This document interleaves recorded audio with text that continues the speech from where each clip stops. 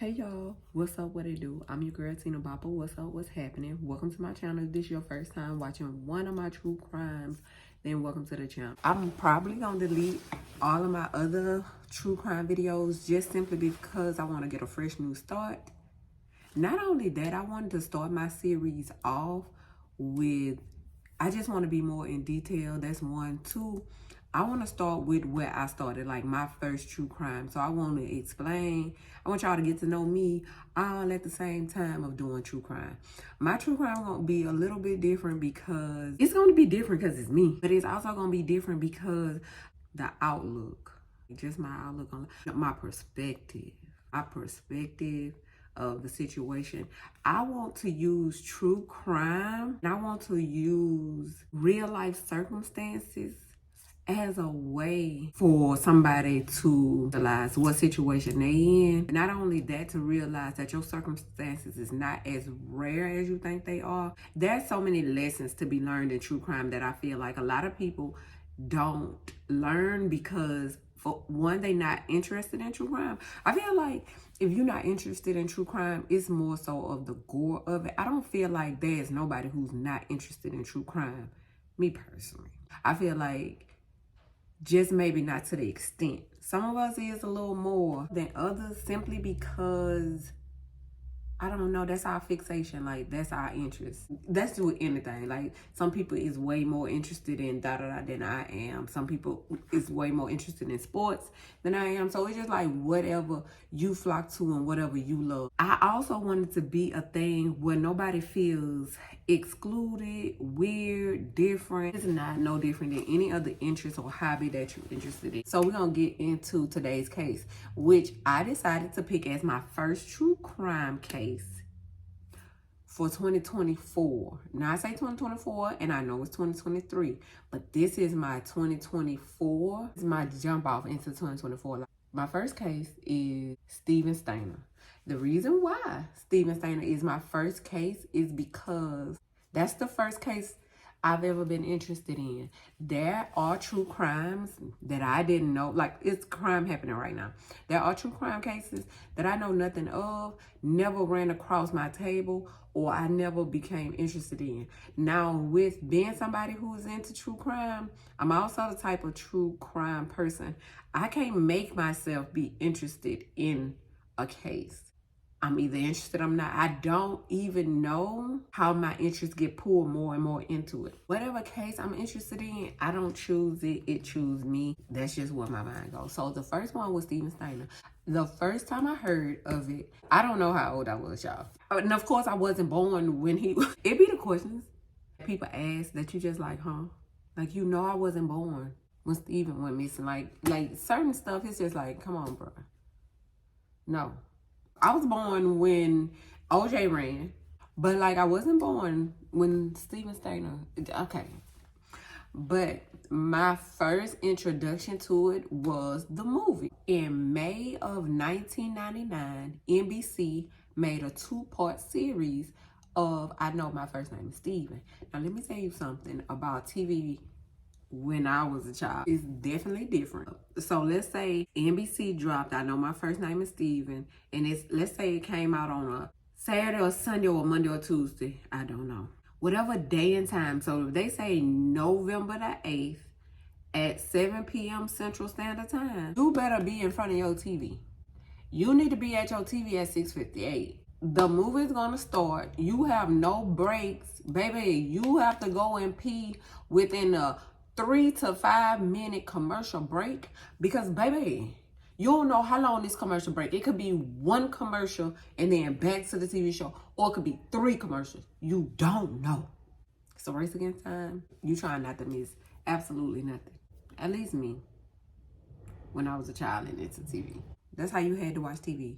You had to be there at 7 o'clock when the movie started. And if it was 2 hours special, you were sitting down in front of the TV for 2 hours. There was no pause, none of that. Y'all, it was none of that. Okay, no pause in the TV to get a snack, nothing. I remember knowing that this series was about to come on, fighting for the TV, because I had brothers and sisters, so you got to fight for the TV time. It just is what it is. If you ain't got to fight for TV, oh, okay, cool. Me, yes. fight for the TV, and then have my sister watch it with me. Nobody wanted to watch what I wanted to watch. Well, I was always that sibling. Nobody wanted to watch what I wanted to watch. Nobody wanted to do what I wanted to do. Yeah, so I definitely find enjoyment in watching and indulging in things by myself, just simply because nobody else enjoyed it that I grew up with. It's just as enjoyable for me to go to the movies by myself and watch a movie as it is to go with somebody else and watch a movie. It just is. The only difference is you ain't got me. Yeah, there really is no difference. I enjoy it just the same. Yeah, we just gonna get into it. And if you like it, you like it. Like the video. And then if you like my storyline content, then subscribe to the channel. Steven Stayner was born to Deborah and Delbert. They had 5 kids in all. Carrie, which was the oldest son, he was 4 years older than Steven. Steven, Cynthia, Corey, and Jody. So those were the kids. When Steven was kidnapped, he was kidnapped at the age of 7 years old. He was in the 2nd grade. He was walking home from school, and he was kidnapped by Kenneth Pornell, which is a child abuser, molester, and all things. And his preference is little boys. Kenneth Pornell was born September 26, 1931, and he always been, I mean, first of all, he a child abuser, child molester. You can kind of tell what kind of man and person he is. He is a Libra man. That tell you, to me, that tell you, he a Libra man. He is a Libra. Don't get mad at me. I'm telling you who he was. Was raised by a Christian mother and a alcoholic father. Me personally, I do not allow people to use circumstances, do harm or bad things to other people. I don't find that that's reasonable. I just don't. His mom was a Christian, his dad was alcoholic. I say that just to give you an idea of his upbringing and his childhood. That alcoholic father is with the Christian mother. And a lot of people say, back in the day, a lot of people always ask, why do relationships not work now? And they used to work back in the day. It's because Christian women had the expectation for their men. I don't think they had one. I don't think they had one. It was a Christian woman with an alcoholic man who was abusive, and they just allowed everything. It was just women who allowed everything. I'm not placing blame on the women for those things, kind of, sort of. But also, I don't know their reasoning for accepting so much. Could have been because of what they wasn't able to provide for themselves. Could be a host of reasons. But not every woman either. Not every woman. Just like in today's age. So, but the women who did always was a God-fearing woman and a psychopath. He was born and raised in Amarillo, Texas. And he was just with her. At 4 years old, Kenneth Pornell tried to pull his teeth out with pliers. You know, like at 4, we start losing our teeth. Like 5, they start wiggling and being loose. So I'm guessing that's why he took the pliers. But why would you take pliers, though? But that's who Kenneth is, though. That's telling us a little bit what we need to know. He took pliers to pull out his teeth at 4. At 4. That's crazy. That's strange and that's deranged. His father left the home when Kenneth Pornell was 8 years old. That's crazy. That's absurd. That's mind-blowing to me. Like, not only did a Christian woman marry a alcoholic husband and then have kids, but at least I know Kenneth Pornell. I don't know how many siblings he had. At least Kenneth Pornell. But then the alcoholic man left her.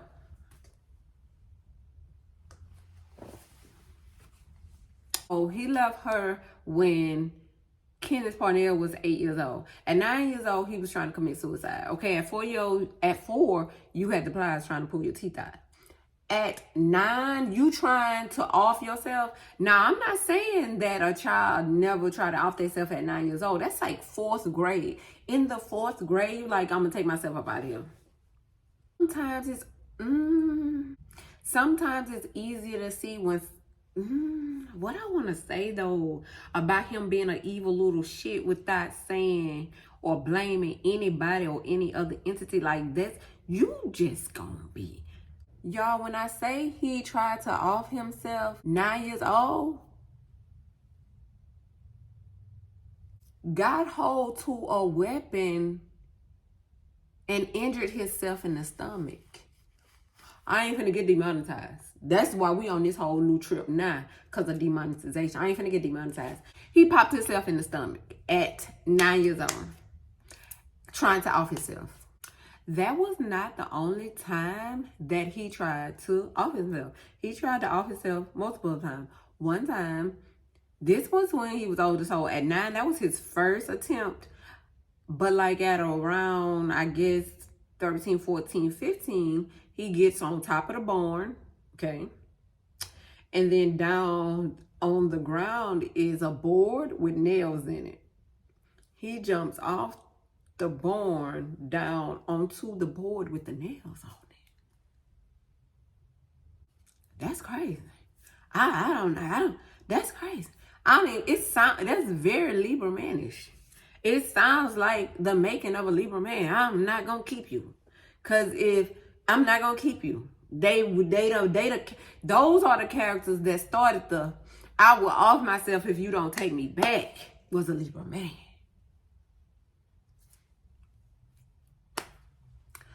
Let's keep rolling. So his mama, in order to, make money and stuff, she took in boarders. That was something they did back in the day, was taking in boarders. I don't know what a boarder is. I'm going to keep it straight facts over here, okay? I don't know what a boarder is, but I think a boarder is a homeless person who pay you once a week to stay in your home as they move around the country and find jobs and stuff. I'm guessing. A boarder. Maybe I should have Googled that before I started this story. Girl, if I Googled everything that I don't know, you wouldn't have got the story. Okay? I don't know what to tell you. You wouldn't have got the story. Girl, you know how long it took me to figure out what's Steven daddy's name? Delbert. Girl, I didn't know what them folks were saying. Delbert. Who the fuck named a child Delbert? Pissed me off. So by his mama taking in boarders at the age of 13 years old, Kenneth was, I'm guessing, I was going to say physically, but then that would be sexually.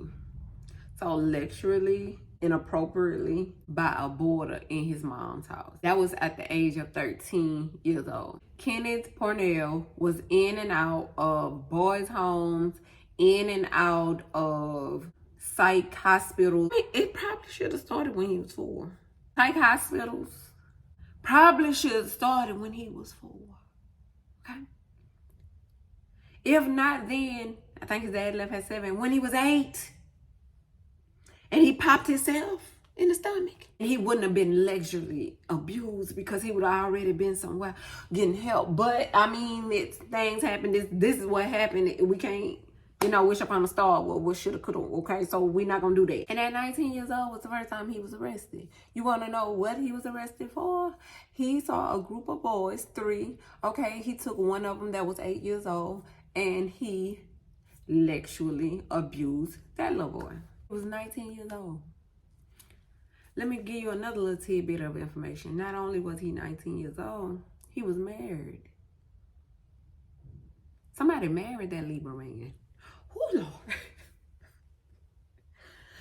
Jesus, continue to be a covenant over my life. Somebody married that Libra man. Not only that, she was pregnant by Kenneth. And he over here, dressed up as a police officer, pulling over 3 little boys, took the 8-year-old, fake arrested him in the cop car, sexually abused him at 19. Not only that, you got a wife. This is real life. Real life is a wife don't mean absolutely nothing to a man.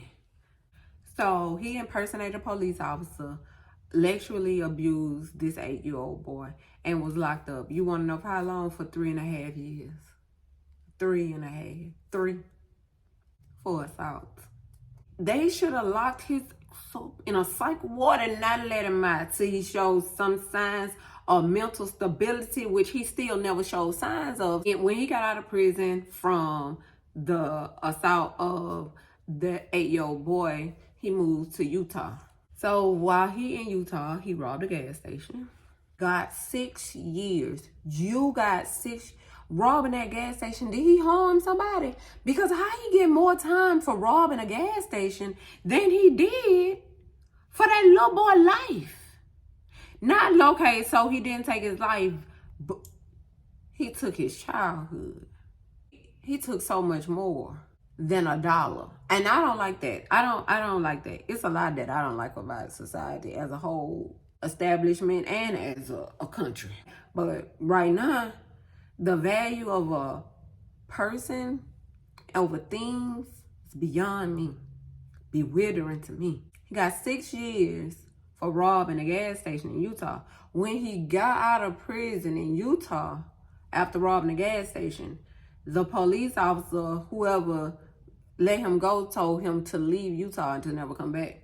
Not y'all don't want him back in y'all state. To send him on to be somebody else's problem, because y'all know he problematic with Utah. In fact, you know what? Utah, you may don't come back around here. You're not welcome here. He shouldn't be welcome nowhere, but yet and still, here his ass go, because he finna head to California to be a problem. So what's his name? Kenneth Parnell became a night auditor at a lodge in California at the Yosemite State Park. He was a night auditor, and he made a friend, and the friend name was Irvin Murphy. It was his little friend, his little homie, his little kick it buddy. One thing about a person who is evil, and notice that I said this is the first friend he made. They love to befriend people who they can easily manipulate. Not only that, they become friends with them, they date them, and they marry them. People who they can manipulate, people who they can tell not to listen to truth, people who they can give their truth to and they will believe it. Now, Irvin Murphy was known to be mentally, like childish. So you know how like somebody is not, you know how like a man is grown, like he 29, but really he 13, like that. That's who Irvin Murphy was. He wasn't mentally sound. Girl, I don't even know how to say it. The man just was, I don't know. He was a little slower than others. Y'all be having folks around here not able to say what they want to say. He ace and boom cooning with Kenneth Parnell. And if one thing for certain, two things we already know about Kenneth Parnell so far in this story is he shouldn't be friends with nobody. He not friend material. He don't like his damn self. Those people you leave in the hands of God. God alone. You is not no God. You know what he tell Irvin? Oh, I want to get me. This is what he tell Irvin. I told you Irvin ain't all up here as a grown man. Okay, he tell Irvin that he was studying to be a preacher. Boy, one thing a Libra will do is lie on Jesus. If it's somebody that don't mind flip-flopping on Jesus, it was a Libra. I'm convinced Judas was a Libra through and through. You're not going to tell me Judas was not a Libra. I know Judas was a Libra. Whatever the Libra man sign start in September and ends in October, that's when Judas was born. Judas got to be born between September and October. That was a Libra man. If you need an example of a Libra man that you don't understand what I'm saying, when I say a Libra man, I'm talking about Judas. I ain't all into signs like that, y'all. Okay, but it's a few signs that I do know now. There's a few that I know. I don't know all this. Ain't no worshiping nothing behind. I worship Jesus Christ, Lord and Savior, and my God. That's it. That's it. I don't know who y'all think supposed to be worshiping, but what him and the old boy got in common, they both abused as children. Let me say this. I don't think nobody back in the day was not abused as children. Physically, mentally, socially, lecturally. Child, if abuse was a girl, I mean, everybody was abused as a child. I don't know what to say. Okay, so what Kenneth Parnell told Irvin Murphy was that he knew a child that was being abused and he wanted to save the child and raise him as his own. Just lying. Just lying like a Libra man do. A lying Libra. Just lying. What happens is 7-year-old Steven Stayner, 2nd grade. Steven Stayner was one of those little boys who was just friendly and nice. You know the kids that speak to everybody, even if you not a parent that speak to everybody. So you be trying to teach your child how not to speak, not only for stranger danger, but for comfort, comfort. Baby, I don't want these folks talking. Stop speaking to these folks. Now they want to tell me, oh, she's so adorable. What's her name? Baby, I don't want to tell you my baby name. But Steven was a happy, sweet kid. Kenneth Parnell had been stalking because there's a school in this area. So he done drove to Merced, California to stalk. Even though he in Yosemite Park in California. Wherever Yosemite Park at, he in that area. Which is not in the area where Steven Stayner and his family stay and he go to school. He just stalking for him a little boy because he a pedophile, okay? He in pedophilia behavior. Now he got him a homie, which is Irvin Murphy, that don't even know what's going on. That's why you started whole. Y'all don't even be knowing what's going on. Y'all don't even know what these folks capable be calling for. Anyway, he got Irvin Murphy. They in the car, they stalking. So they see the mailman one day. This before they even click up and get Steven. The mailman telling old boy Kenneth that Steven got in trouble for something. How the mailman know your damn business? But back in the day, everybody was friendly. Everybody knew everybody's business. They be saying it's small town. I'm from a small town. That don't mean everybody should be in your business. That don't mean everybody should be in your business. Just because y'all in a small town, stop telling folks your business. At a point, you have to stop telling your own mama. At a point, you got to stop telling your own mom your business, because how it's going to be just your business. If you tell your mom going to tell somebody. Not only your mom, your sister. You can't even tell nobody your business. You tell somebody your business, they got to tell somebody your business. Soon as it's somebody else to tell your business to, they going to tell your business. So you just don't tell your business. Tell your business to Jesus. Somebody who can help you solve them. Other than that. So the mailman sitting up here gossiping, because they love to say women gossip, women gossip, women gossip. Women supposed to gossip. Like, women supposed to be getting it off their chest while they man at work. But really, it be the men. The men be gossiping on the wrong type of time. They don't even gossip to get it off their chest so they can be happy-go-lucky when they man get there, because they been the woo side of the way with their little friends. Men want to just cause harm and danger. Just unknowingly wreaking havoc in everybody's life. So the mailman telling Steve had got in trouble at home. Did I say the mailman telling Steve? The mailman telling Kenneth that Steve done got in trouble at home for whatever Steve had did. I don't know. I don't remember. Okay? So that's how he knew Steve's name. Parnell, look. Pedophile your ass. That's how you know his name. So anyway, he get his boom coon, Irvin. They get in the car, they riding. Today is the day. They come to get Steven. Steven was kidnapped December the 4th, 1972. He was kidnapped on his way home from school by Parnell and Irvin Murphy. Irvin Murphy got out the car. He told Steven that he was from the church. It should have been the sign of somebody coming to pick up Parnell's ass. And they wanted to know, did his mama want to donate to the church? Steven said his mama probably would, because like I said, Steven was a chitty-chatty little kid. So he said, yeah, my mama probably will. Irvin Murphy told Steven to get in the car, we'll take you home so you can ask your mama, so we can get your mama help. Well, they passed by Steve's mama house and on to Parnell's house. And that was the day that they kidnapped Steven Stayner. Very first true crime that got me into, not that it got me into true crime. I was already into true crime. I just had to embrace it, realize it. And he got abused the first night. First night he got him, he abused him, and the abuse continued. And of course they searched. They looked for Steven. His parents looked for him for years. They never found him. I don't know why I keep saying that. Kenneth Parnell changed Steven's name. He told him his name was Dennis Gregory Parnell, and he was his daddy. He still had the same birthday. Like, he didn't change his birthday, he just changed his name. He registered him in school in the area that he lived in, and that was his son, and that's what he told everybody. And one of the weird facts was that Steven's granddaddy stayed in the area where, like, close proximity, like neighbors to Kenneth Parnell, but never seen him. So I wondered, that had to be the granddaddy on the daddy side.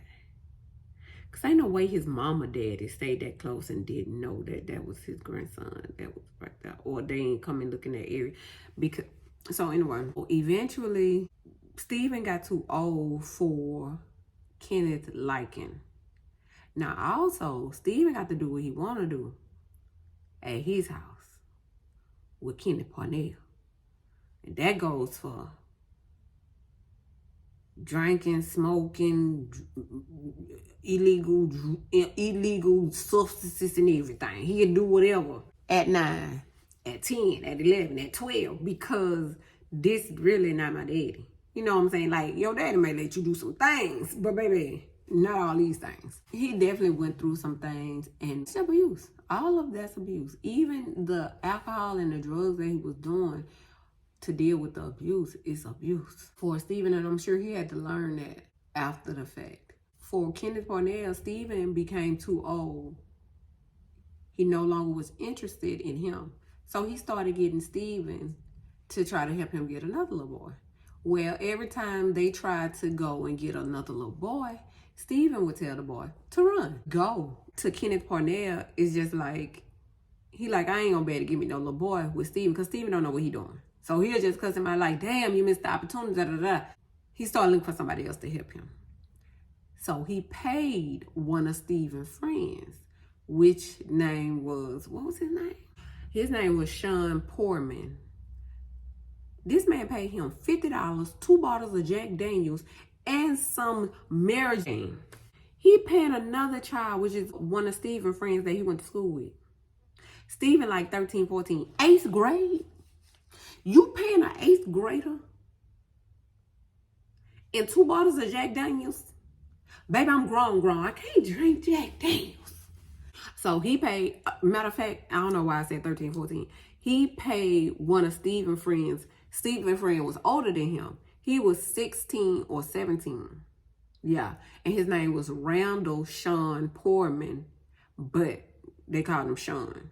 Steven called him Sean, so everybody else called him Sean. You know, you get what I'm saying. He paid him $50, 2 bottles of Jack, and some Mary Jane, and Sean was like, let's go get us one. So they went riding around. Kenneth's gonna tell Sean. Sean asked him what he wanted to do. He told him he wanted to build a new family. First of all, Sean's 16, 17. Boy, you know this not how families are built. What is you talking about? You want to build up, you don't, what? First of all, you're not trying to build no family. You're trying to molest somebody's child. This is crazy. 1980, Sean Poorman and Kenneth Parnell abducted Timothy White out his front yard. Sean wasn't no old scooter boot like Irvin Murphy was and just cut her shoe to get in the car. Nah, his little rum just ran up there, grabbed the little boy out of the yard, ran him back to Kenneth, car, threw him in the car, and they get in the car and they dip out. Y'all just scooping up folks, y'all going there. Can you imagine being Steven Stayner and being with this man for 7 years and all the things that this man have done to you, said to you, and you remembering that you come from a family, but you don't, and then having another little boy come show up at the house and you know what's going to happen to this little boy? February 13, 1980, the day before Valentine's Day, wrecked his mama Valentine's. He was abducted February 13, 1980, and Steven got him home within 2 weeks. I just want to cry thinking about that, because like, even though we know all the things Steven been through, it's still, this is what I'm saying, like, it's things happen to us, yes, but you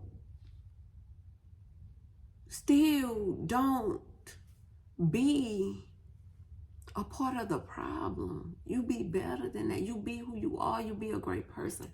He got that baby up out of there.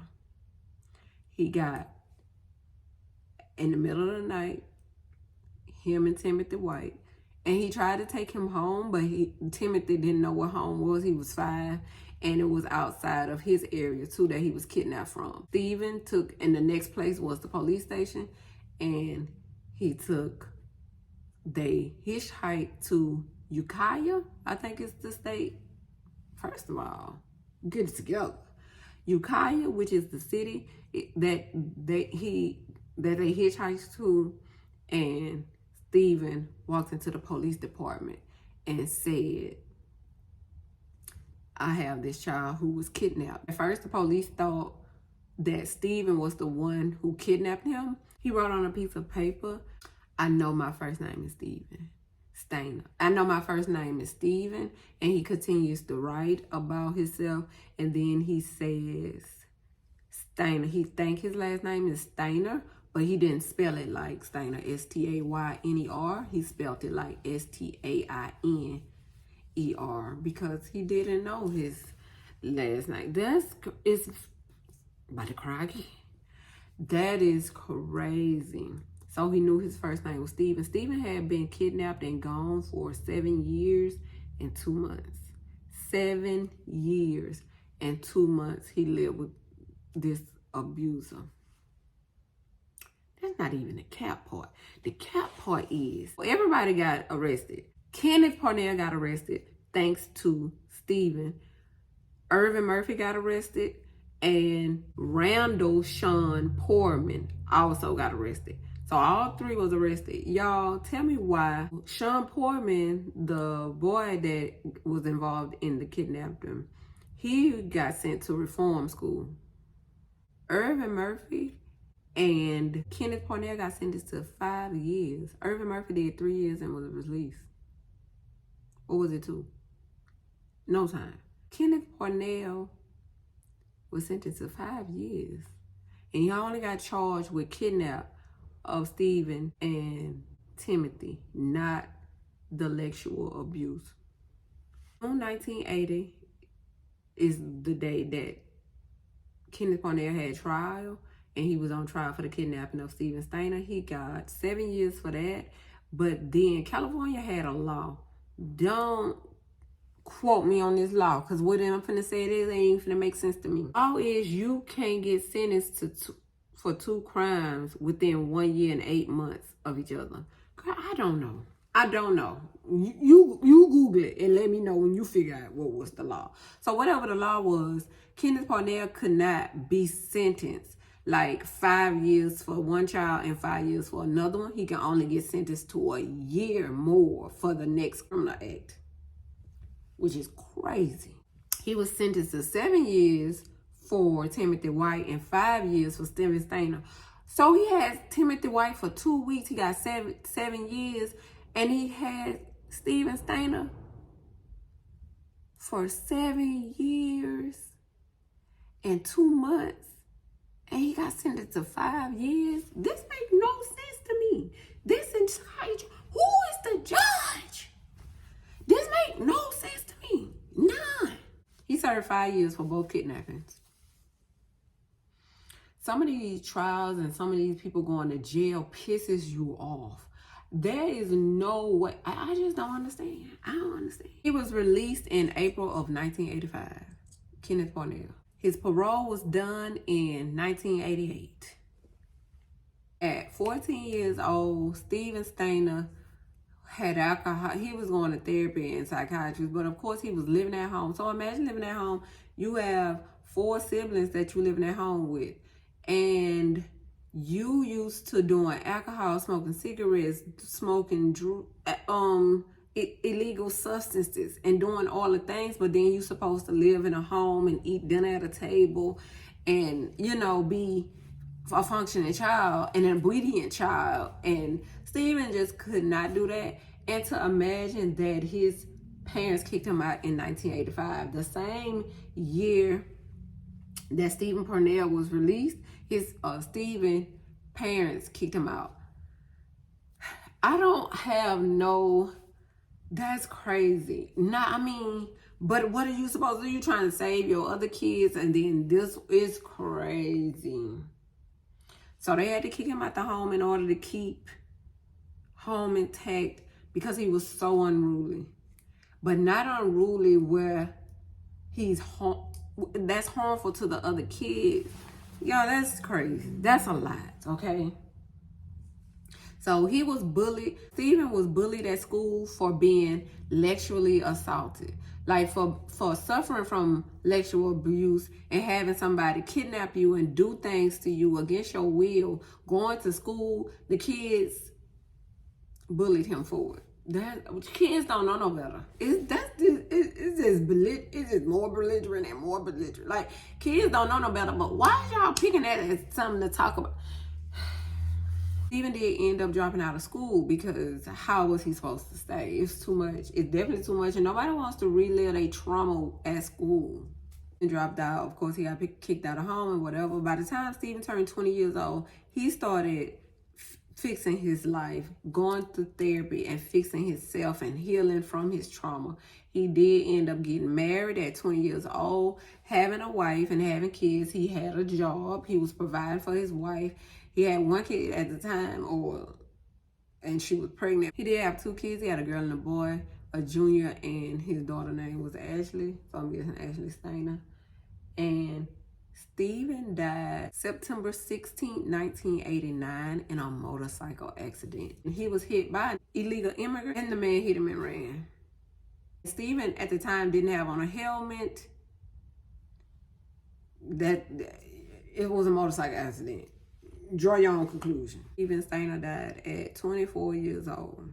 And the man who hit him and ran got 3 months in jail.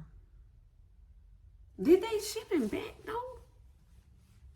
That's crazy.